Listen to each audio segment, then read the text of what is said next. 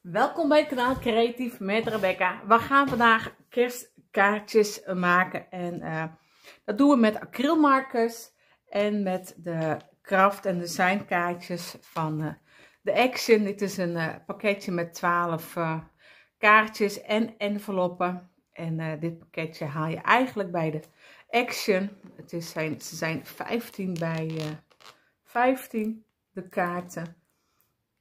Je kunt er natuurlijk ook wat opplakken, maar het leek me leuk om deze kaartjes met acrylmarkers te maken.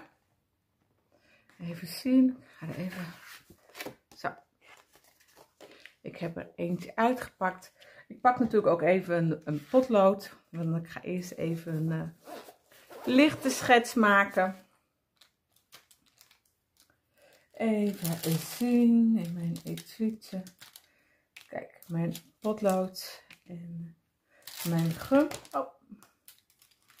En een fineliner. Nou, misschien heb ik die niet nodig. Maar ik ga eerst beginnen met een schets. En het leek me leuk om gewoon eerst te beginnen met een kerstmuts te maken.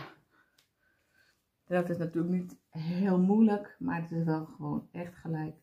Je denkt, hé, dit is een kerstkaart.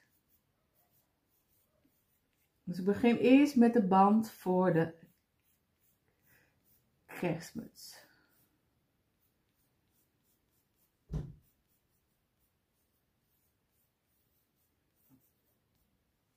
En ik zie wel, ik moet even iets lager beginnen met de band. Kijk, dan heb ik hem in het midden.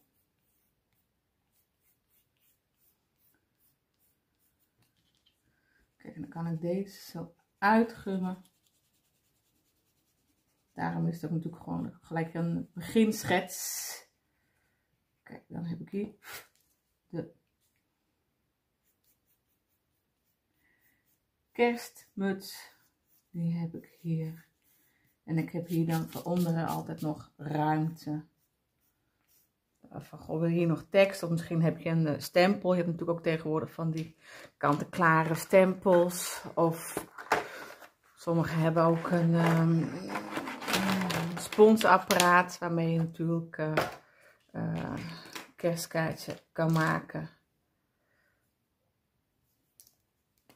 Kijk, ik begin natuurlijk met rood voor de kerstmuts.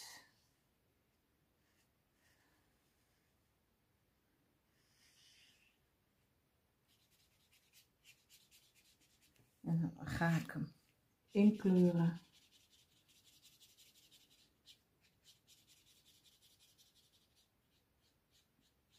En ik zal hem tussendoor, zal ik hem ietsje versneld doorspoelen, anders zijn we heel lang aan het kleuren. Dus dan spoel ik hem ietsje sneller door met een muziekje eronder.